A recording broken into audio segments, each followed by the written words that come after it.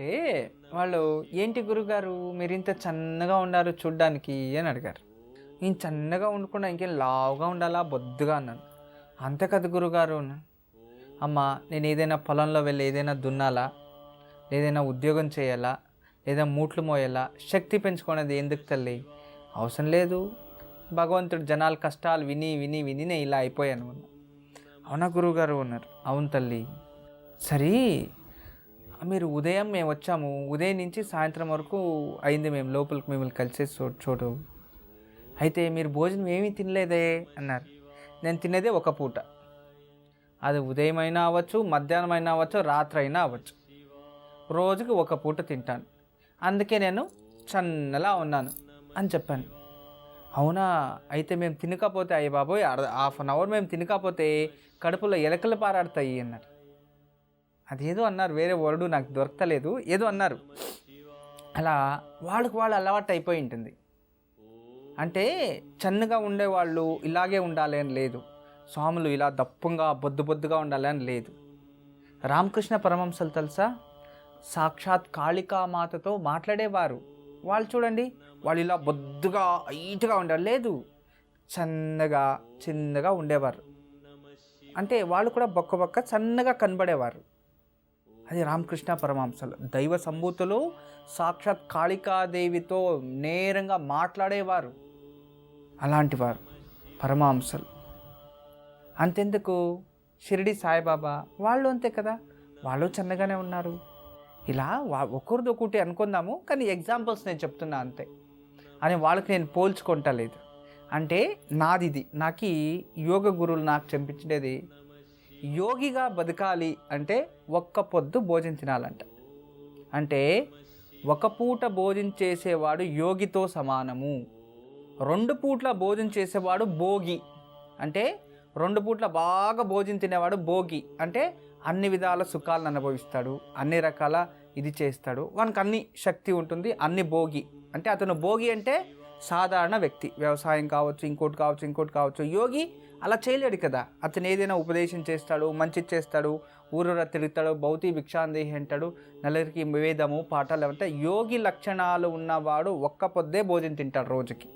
అది నేను ఫాలో చేస్తున్నాను. రెండోది, 2 పూట్ల భోజనం తినేవారికి, కడుపు నిండా 2 పూట్ల భోజనం తినేవాడు భోగి, అన్ని రకాల భోగిల్ని అనుభవిస్తాడు. 3 పూట్ల కూడా బాగా అరగకుండా అంత తినేవాడు రోగి. అవును, ఎప్పుడు అంటే 3 పూట్లు అంటే మీరు తినండి, నేను వద్దు అని లేదు. బాగా అంటే ఉదయం మధ్యాహ్నం సాయంత్రం అలా కాదు, ఉదయం రాణి భోజనం, మధ్యాహ్నం రాజభోజనం, రాత్రి భిక్ష భోజనం అని.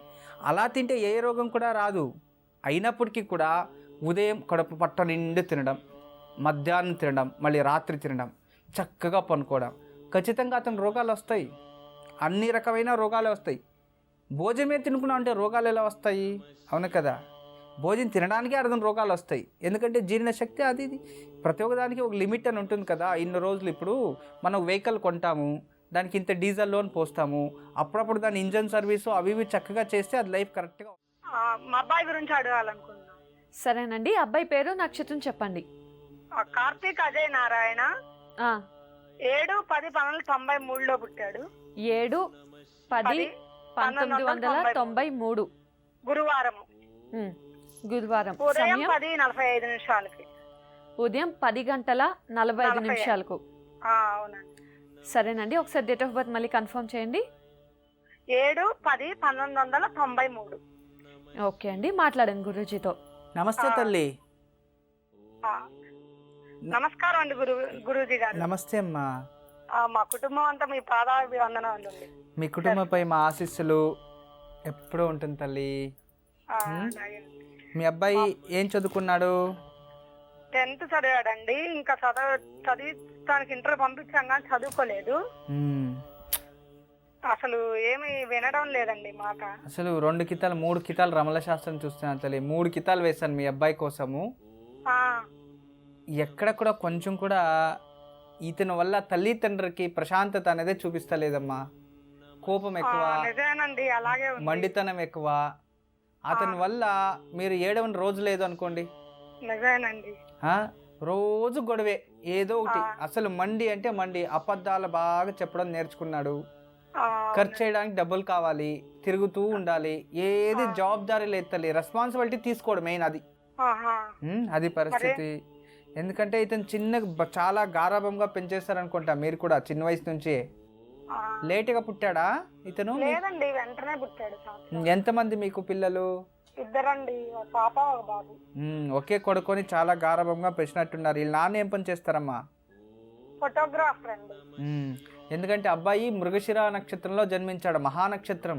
ఆ నక్షత్రంలో జన్మిస్తే మంచి వ్యక్తి అవుతాడు అని చెప్తూ ఉంటుంది శాస్త్రం. మృగశిర నక్షత్రం మిథున రాశి, మంచి వ్యక్తి, మంచి గుర్తింపు, మంచి అభిమానం వస్తుంది, జనాల్లో మంచి పేరు ప్రతిష్ట అన్నీ వస్తాయి అని ఉంది. కానీ నక్షత్ర ఫలం అయితే చాలా బాగుంది, కానీ పుట్టేటప్పుడు లగ్నంలో నీచ రాహు ఉండడం వల్ల ఇలా జరుగుతుంది తల్లి.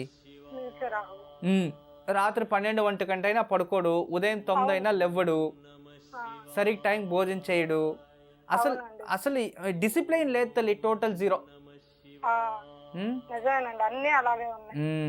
ఏం పని చేస్తాడు? పోతే పని ఫోటోలో చేస్తున్నాడండి, ఫోటోగ్రాఫర్. కానీ ఏది అసలు కరెక్ట్ గా చేయడు, చేయడు, అన్ని సగంలో వదిలేస్తాడు అంతే. నిజమేనండి, అవును.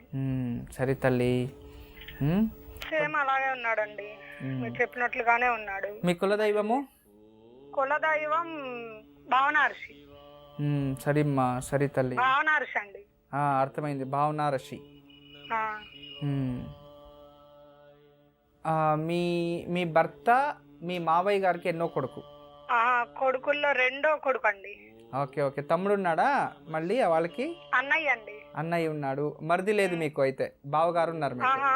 లేదు, బావగారే. ఓకే. వాళ్ళకి మగపిల్లలు ఉన్నారా మీ బావగారికి? ఉన్నారు, ఇప్పుడు లేరండి. లేదు, ఏమైంది తల్లి? యాక్సిడెంట్ అయ్యి చనిపోయారండి. ఇద్దరునా ఒకరేనా? ఒక్కడే. ఎందుకంటే జాతకంలో ప్రేత దోషం చూపిస్తుంది తల్లి, పితృదోషము. అందుకే నేను అడిగాను. ఎందుకంటే దీంట్లో పుత్రశోకాలు వస్తాయి అని కనబడుతుంది, అందువల్ల నేను ఈ ప్రశ్న వేశాను. భయపడాల్సిన అవసరం లేదు, సరేనా? నేను ఏదైనా పూజ చెప్తే చేస్తాడా మీ కొడుకు? ప్రతి మంగళవారం నాగదేవతలు పాలు పోయించండి, 6 ముఖాల రుద్రాక్ష మెడలో ధారణ వేయండి.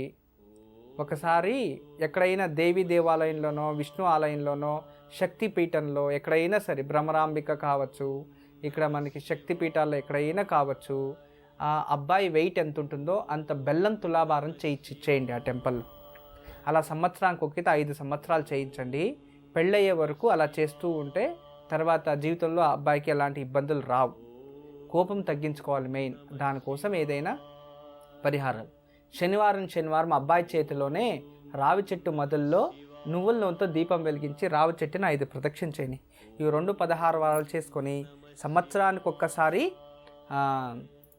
బెల్లం తులాభారం వేసి ఇస్తూ ఉంటే ఖచ్చితంగా సరిపోతుంది తల్లి. ఎప్పుడు మా ఆశీస్సులు ఉంటాయమ్మా. నమస్తే. ప్రసన్న లక్ష్మి గారు, విన్నారు కదా, గురూజీ చెప్పింది పాటించండి, తప్పకుండా శుభం జరుగుతుంది. గురూజీ స్వాతి నక్షత్రం గురించి తెలియజేస్తున్నారు. ఇప్పుడు స్వాతి నక్షత్రం గురించి మనం అప్పుడే వినయవంతుడు అని చెప్తున్నాం. అంటే ప్రతి ఒక్క మనిషిలో కూడా వినయం కావాలి అనేది కోరుకుంటూ ఉంటాం. చూడండి, మన కాలర్స్లో కూడా చూసాము. కొన్నిసార్లు చాలా బాధ వేస్తుంది ఇలాంటివి మనం వినాలన్నా. వినయం లేనిది మనము ఎంత పెంచి ఏం చేసి ప్రయోజనం ఉండదు. వినయం కావాలి, వినయము ఎలా ఉండాలి, ఎప్పుడు ఎక్కడ ఎవరి దగ్గర ఎలా స్పందించేయాలి, అవన్నీ కావాలి జీవితంలో ఉన్నాయి. ఈ స్వాతి నక్షత్రంలో అంతేకాకుండా ఎలా ఉంటుందంటే సురద్రూపు అంటే మంచి సౌందర్యవంతుడు అయి ఉంటాడు, ఎప్పుడు అలంకార ప్రియుడు అయి ఉంటాడు, అంతేకాకుండా శౌర్యవంతుడు, తర్వాత అంటే ఇతర స్త్రీల మనస్సుని సంపూర్ణంగా గెలిచేవాడు. అంటే వాళ్ళకి మనసు ఎలా తృప్తి పడాలో అలా తృప్తి పెడతాడనమాట.